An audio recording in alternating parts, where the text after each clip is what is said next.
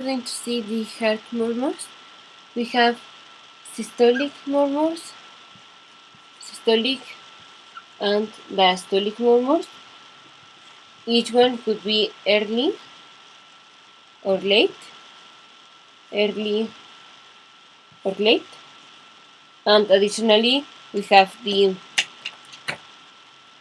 holosystolic murmur, holosystolic, and we have the continuous murmur in systole and diastole.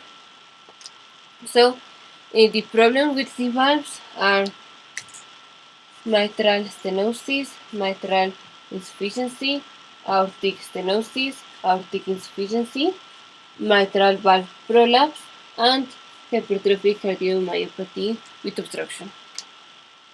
Alright, so in mitral stenosis, the same applies for the right valves. So in mitral stenosis, the problem is the aorta cannot, the atrium cannot send blood to the ventricle. We have atrium, ventricle, ventricle, atrium. Oh, very disproportionate. Alright, so in mitral stenosis, the valve is is very difficult to open, so the atrium cannot fill the left ventricle, and we will listen how the flow of blood is flowing through the mitral valve. This we will listen first the opening snap, and then the murmur. So we have this is happening in diastole. Diastole is between the closure of the auriculoventricular of the semilunar valves, S2, and before the closing of the auriculoventricular valves, and it would sounds like a decrescendo crescendo murmur. So it's with high intensity, like this, decreases and then increases again. The maximum intensity, the highest, are at the beginning and at the end, just prior to the closure of the auriculoventricular valves. This is a opening snap with middle to late diastolic murmur. So this is late diastolic murmur, is mitral stenosis. And the treatment could be warfarin, beta blockers, diuretics, or sorry.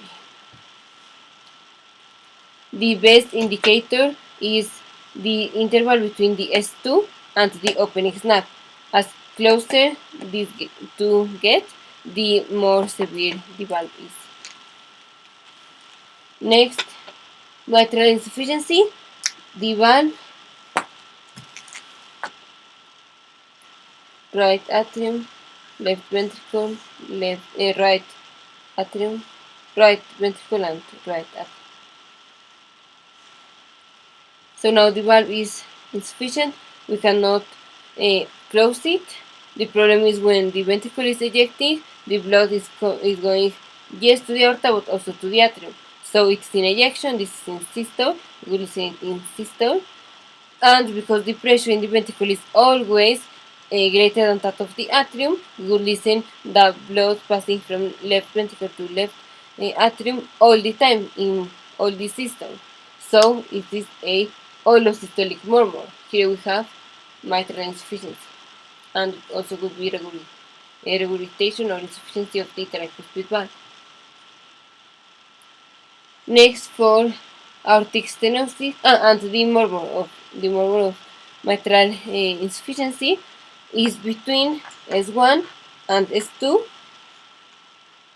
and is a holosystolic, high pitch holosystolic murmur. And the best indicator of the severity is the degree of how the ventricle is filled and now cannot contract. This is a S3 heart sound. Next, for aortic stenosis. In aortic stenosis, the valve is is stenotic. We cannot open it completely, so the ventricle is fighting against that aorta. This would present with a murmur, so in systole would be a systolic murmur, and would be exactly at the beginning as the valve is opening. So here we have S1, S2, and this exactly at the beginning. It begins like this, increases the murmur and then decreases. So this is a diamond shape with crescendo decrescendo. And we will also listen a soft S2 heart sound. What's so in early systole is the aortic stenosis. Next, for aortic insufficiency, now the valve cannot close. If we cannot close the valve, after the ejection of the ventricle to the aorta, that now we are entering the relaxation, the blood passes from aorta to ventricle and we listen to this murmur. This murmur would be in diastole. So here we have S2, S1, and it begins like here, and changes and again like this. The murmur is in early diastole. So here would be early with here early diastole. Here was aortic insufficiency, and the patient would feel all the time the head bobbing, pulses in the nails, in the nails, in the femoral artery, because we have increased pulse pressure. And we touched this with a lot of detail in the previous videos. So it's from S2 to S1, and it is a early systolic, early diastolic murmur. Next, for mitral valve prolapse, the problem is the problem is cystic medial degeneration. Usually, for Marfan syndrome or Ehlers-Danlos syndrome, the valve is being pushed to the atrium after ventricle is contracting. So that is the murmur that we're going to listen. This will sound like a click. This click is when the chordae tendineae are tensing because the atrium is going, the valve is going through the atrium. So we listen a click. Actually, this is a mid systolic click because this is occurring as the ventricle is contracting, that is pushing the valve to the atrium. So it's a mid or late systolic click with a systolic murmur. Then we have the murmur could be of the insufficiency of the valve. So first the click, that is the tensing of the valve, and then the blood regulating from atrium to ventricle. So this is in late system mitral valve prolapse. Similar to this is hypertrophic cardiomyopathy.